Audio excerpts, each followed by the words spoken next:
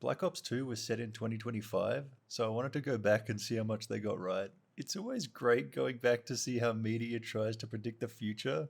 Like how in Back to the Future 2 they were like, wow guys, it's 2015, we now have hoverboards, flying cars, and fashion that's only marginally goofier than the 80s. Like this game released in 2012, and I was expecting to see some pretty wild stuff, but this whole game is just a fever dream. Half of this game takes place in the 80s, and in the first cutscene, the plot comes in hard. Alex Mason is living in Alaska now, and is climbing a tree with his son for some reason. Then a helicopter lands, and your old CIA buddy walks out and is like, I know you're retired, but it's your friend Woods. I need you for one last job.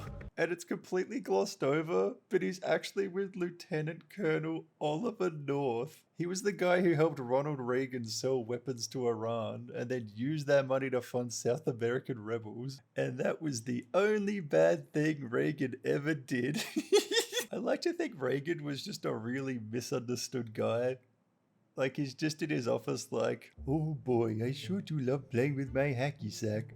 By the way, how's my plan to give hacky sacks to underprivileged minorities? I believe I said, flood black neighborhoods with sack. Yep, that's what we flooded them with. The craziest part of this whole scene is the guy voicing Oliver North is just Oliver North. They hired him as a military consultant for this game. It seems like you need a PhD to understand the story of Black Ops 2, because at the start of every mission, Woods will be like, we were out in Somalia looking for a Libyan arms dealer who got rich trading secrets with the Soviets. Like, it doesn't fucking matter, bro. Like, in the first mission, you're helping an Angolan rebel by mowing down dozens of government troops. Honestly, don't think about it. So anyway, we find Woods, and he's basically a Vietnam veteran caricature. Like he's got some serious PTSD and like a tattoo of his rank insignia on his arm. And the cutscene at the end of this mission is just proof that the developers weren't going to apologize for making art. Well, we got him, Mason.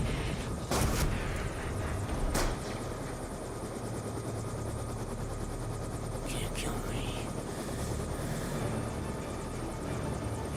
Before we get there, we also have to meet the game's bad guy, Raul Menendez. This guy is like a drug kingpin and an arms dealer, and he also does terrorism on the side. And he's obviously fucking crazy because he sets off a grenade 10 seconds after you meet him. But like the other guys just jump on it. Like there's a window right there. Like you came through a window. It was so wide. Just throw it out. Later we find out that Menendez actually got screwed by the Americans pretty hard. Like his country was torn apart by the war the Americans were funding, and his sister gets killed in the crossfire. But then his life gets saved by future Panamanian dictator Manuel Noriega for some reason. At a later mission, you actually participate in the US invasion of Panama, and it's just peak Black Ops. Like in Modern Warfare, it'll be like, so the ship is about to blow, let's move. But Black Ops is like, Mason, the CIA wants to implicate a dictator in a sex scandal.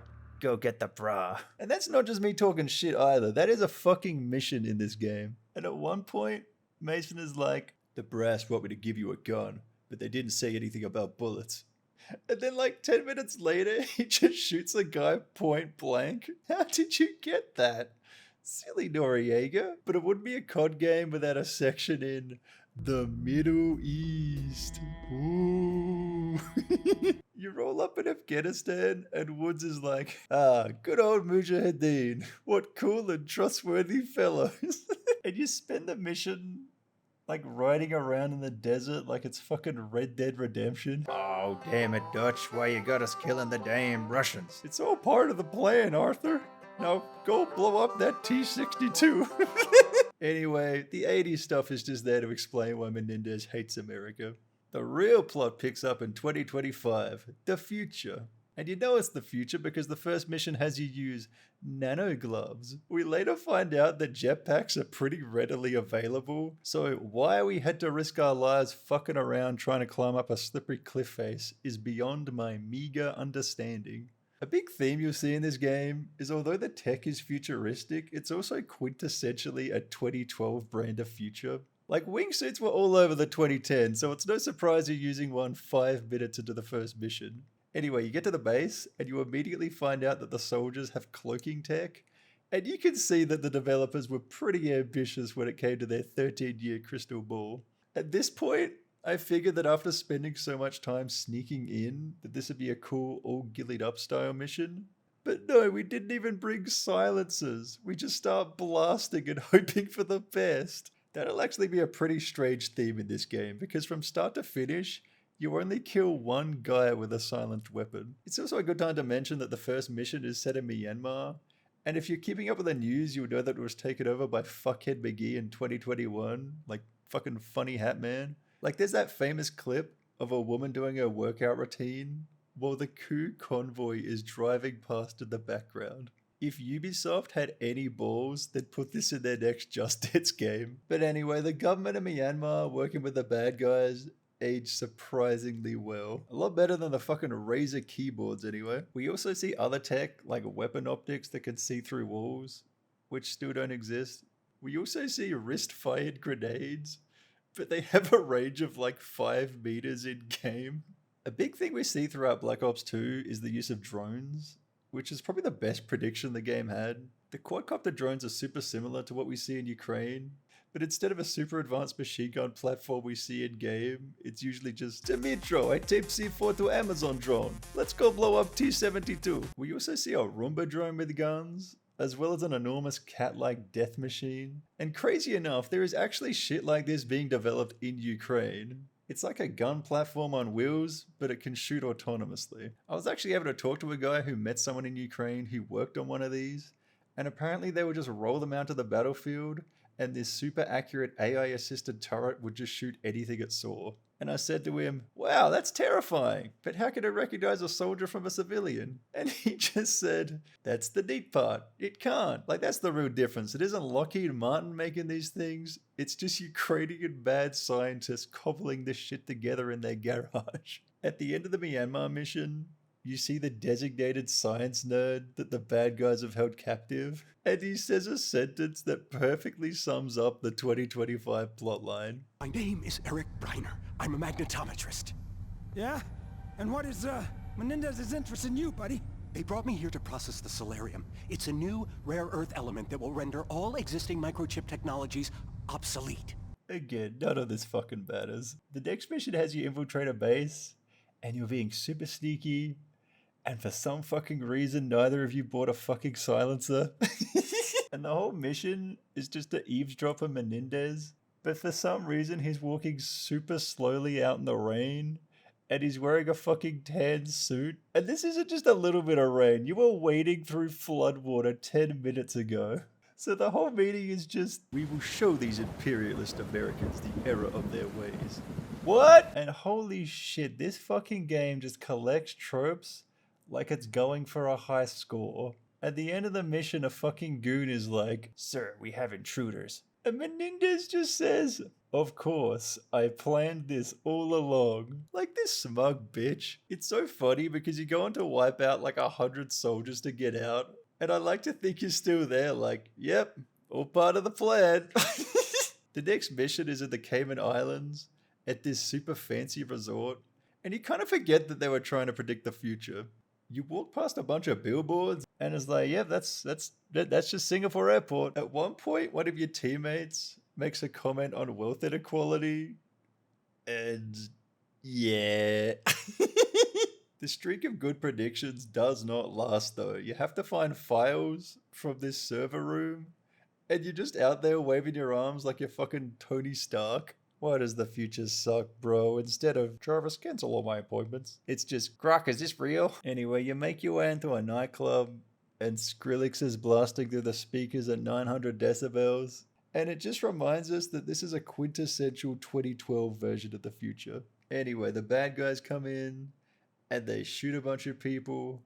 And you've got to fight your way out with the help of all the mall cops they've got on staff. And at one point they do the whole thing of like, Dave, we really need your help, man. We need you to unlock the security room for us. And then we just go in and break into his fucking gun cupboard anyway. Like, bro, He had the keys. You could have just asked. That man works on fucking Bezos Island. That is definitely coming out of his paycheck. One thing you do get though is these like electric brass knuckles. And they're so unnecessary because your knife already one-shots people. Like the only difference is that you make them throw up when you hit them. And I couldn't find anything like this online. And I'm pretty sure it's just down to practicality. Like it's just fucking overkill. Like they already used that fucking fear gun on Serbian protesters. Why would they need this? This would be a good time to talk about the game's B plot or C plot, I guess. New York, DC, the Pentagon, Shanghai, Beijing, Hong Kong. Menendez is gonna attack America and China, taking out both superpowers at the same time. That's right. The developers also guessed that Hong Kong would be taken over by China. God, why does the future fucking suck? A big plot point in game is that China has serious internal divisions and starts tearing itself apart from the inside. Which, I mean, right event, wrong superpower. And the China missions are all optional, but they're all headed by Admiral Briggs.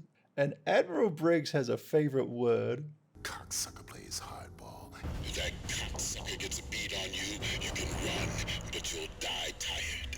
Finally got one over on this cocksucker. Cocksucker's looking for a new gig. Also, I don't know why, but the directing and sound mixing in this game is all over the place. You need to get your shit together now. It's not. This isn't the way. Anyway, in the next mission, we're back in the Middle East. Ooh. We're playing as a mole to get closer to Menendez. And to keep our cover, we have to shoot Yondu in the head. But fuck it, we get Menendez at the end. And we take them back for safekeeping at the USS Barack Obama.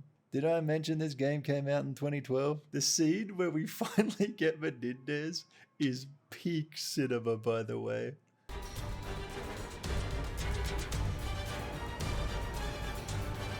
Get this cocksucker off my flight deck. Yeah, he said it. He said the line. Menendez is locked up for all of 5 fucking minutes before he escapes, and someone says the line, "Oh no, the Joker wanted to get caught. It was all part of his plan." Like, just look at this scene. Yeah, go ahead, Admiral Briggs. We have a situation. We're tracking a passenger jet entering the Obama's airspace. Wait, what is that? Are those birds? No, dumbass, they're drones. This might as well be Call of Duty drones. How the fuck is this guy an admiral? Menendez then shoots Admiral Briggs in the leg, downloads lincolnpark.exe on the computer, and all of a sudden he has control of all of America's drones. Uh-oh. He then gets in a fighter jet and fucks off. And yeah, we'll get to that. At the start of the next mission, we see that America has a woman president, which if we're going to the last election, wasn't even a fucking close guess. Maybe the developers thought we'd live in a world without the Electoral College. Most of this mission is just more shooty bang bang. But we get to the end and our character is just like, a jet. Let's go fly it. And you might be thinking, well, if it's that easy, no wonder Menendez could just escape. But you have to scan your eyeball before it lets you take off. And if Menendez managed to hack into all the fighter jets, why didn't he just revoke access to anyone who wasn't himself? Anyway, we do the jet section, we eject out, and we just happen to land right next to our team, who are like, my God, you have a big penis. So the last mission rolls around, and it turns out that Menendez has his base set up in Haiti. So we jump out of an airplane like it's fucking D-Day and go assault the compound. Having the big bad base in Haiti is perfect, because what we see in mission is basically just a Tuesday over there. Like, the place is basically just run by gangs at this point. It's kind of funny, because the head warlord guy over there got the nickname Barbecue, and supposedly that's because he's a ruthless guy and he sets his enemies on fire. But he's like, nah, that's just because my mom makes really good fried chicken. In 2021, the Haitian Prime Minister was assassinated by a bunch of mercenaries. And the whole thing was organized by a Miami-based security company. Like, you don't need an army of Navy SEALs with jetpacks to take over Haiti. Florida Man did that shit on his own. So we fight our way through a supervillain compound, and at the end he pulls some more Joker shit, and he just blows up all the drones he controls. And then he says, "Hey, citizens of the world, America is weak. It's time to fight back." Apparently this sets the stage for Black Ops 7, but that shit isn't out yet, so we'll see if it makes sense when that eventually drops. There's a few choose your own adventure moments in this game, so my ending was a little bit different. I ended up sparing Menendez, which puts him in jail, and there's a scene of him watching fucking Jimmy Kimmel on TV. But the real ending has Old Man Woods join the band Avenged Sevenfold, which is where we get this incredible scene. Hey, old timer, you ready to rock? I'm ready to roll, baby! What the fuck? Oh, that shit? Nah, I'm just fucking lazy. I said at the start of this that this game was a fucking fever dream, and my god, I meant it. I think this was a time in history where the US might have been the closest it's ever been to a full-on cultural victory. Like, they just made a game about how the CIA created a supervillain hell-bent on destroying capitalism, and the game ends with fucking Manuel Noriega, who was overthrown by the American government, rocking out to this heavy metal band. This game genuinely belongs in a museum to be studied by future generations. 10 out of 10. What a fucking trip. Subscribe for more.